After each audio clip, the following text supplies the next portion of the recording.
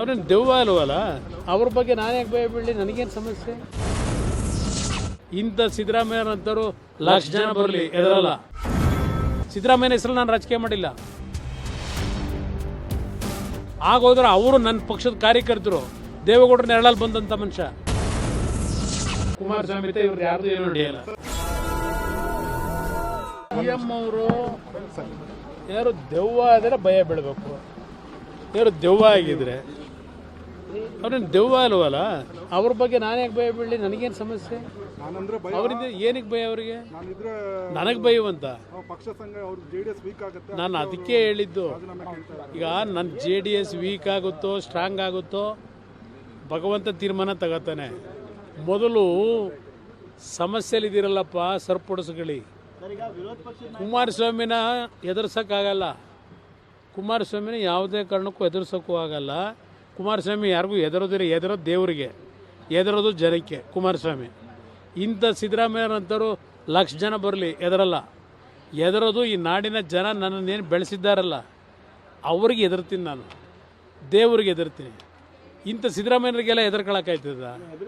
ಏನು ನಾನು ಸಿದ್ದರಾಮಯ್ಯನ ನೆರಳಲ್ಲಿ ಬಂದಿನ ರಾಜಕೀಯದಲ್ಲಿ? ಸ್ವಂತ ದುಡಿಮೆ ಮೇಲೆ ಬಂದಿರೋನು ನಾನು, ನನ್ನ ಕಾರ್ಯಕರ್ತ ದುಡಿಮೆ ಮೇಲೆ. ಸಿದ್ದರಾಮಯ್ಯನ ಹೆಸರು ನಾನು ರಾಜಕೀಯ ಮಾಡಿಲ್ಲ, ನಾನು ಸ್ವಂತ ದುಡಿಮೆ ಮೇಲೆ ಬಂದಿದ್ದೀನಿ. ಆಗೋದ್ರೆ ಅವರು ನನ್ನ ಪಕ್ಷದ ಕಾರ್ಯಕರ್ತರು, ದೇವೇಗೌಡರ ನೆರಳಲ್ಲಿ ಬಂದಂಥ ಮನುಷ್ಯ. ನಾನು ದುಡಿಮೆ ಮಾಡಿ ಬಂದಿದ್ದೀನಿ ನೆಲದಿಂದ. ನನ್ನ ಎದುರ್ಸೋಕ್ಕಾಯ್ತದ? ಅದು ಎಂಥದ್ದು ಕೇಸ್ ಹಾಕೊಂಡು ನೋಡ್ತಿಲ್ಲ. ನೆನ್ನೆ ಎಲ್ಲ ಪಾಪ ಹೊಡೆದಿದ್ದೀರಿ. ಕುಮಾರಸ್ವಾಮಿಗೆ ಬಂಧನದ ಭೀತಿ. ನನಗದು ಯಾವ ಬಂಧನದ ಭೀತಿನೋ ದೇವರೇ ಕಾಪಾಡಬೇಕ್ರಪ್ಪ.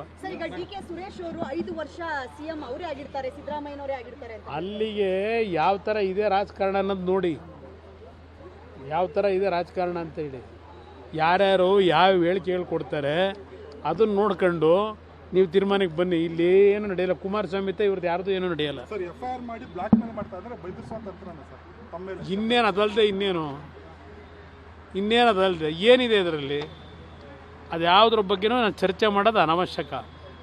ಕಾಲವೇ ನಿರ್ಧಾರ ಮಾಡುತ್ತೆ. ಕಾಲ ಪ್ರತಿಯೊಂದಕ್ಕೂ ಉತ್ತರ ಕೊಡುತ್ತೆ. ಅಲ್ಲಿವರೆಗೆ ಪ್ರತಿಯೊಂದು ವಿಷಯನೂ ಡೈವರ್ಟ್ ಮಾಡಲಿಕ್ಕೆ ನಡೀತಾ ಇರೋದು. ಈ ಸರ್ಕಾರ ಎಲ್ಲವನ್ನೂ ಬಿಟ್ಟಿರ್ತಕ್ಕಂಥ ಸರ್ಕಾರ ಇದು. ಯಾವ ಭಯಭಕ್ತಿನೂ ಇಲ್ಲ, ಗೌರವವೂ ಇಲ್ಲ. ಇಂಥ ಒಂದು ಬಂಡ ಸರ್ಕಾರ ಇದು. ಅದರಿಂದ ಈ ಸರ್ಕಾರದ ಬಗ್ಗೆ ಚರ್ಚೆ ಮಾಡೋದ್ರಲ್ಲಿ ಅರ್ಥ ಇಲ್ಲ. ಅದಕ್ಕೆ ನಾನು ಹೇಳ್ತಾ ಇದ್ದೀನಿ, ಇವತ್ತಿನ ರಾಜ್ಯದಲ್ಲಿ ನಡೀತಿರ್ತಕ್ಕಂಥ ಬೆಳವಣಿಗೆಗಳಿಗೆ ಕಾಲವೇ ಉತ್ತರ ಕೊಡುತ್ತೆ ಅನ್ನೋದು ಹೇಳಲಿಕ್ಕೆ ಬಯಸ್ತೀನಿ.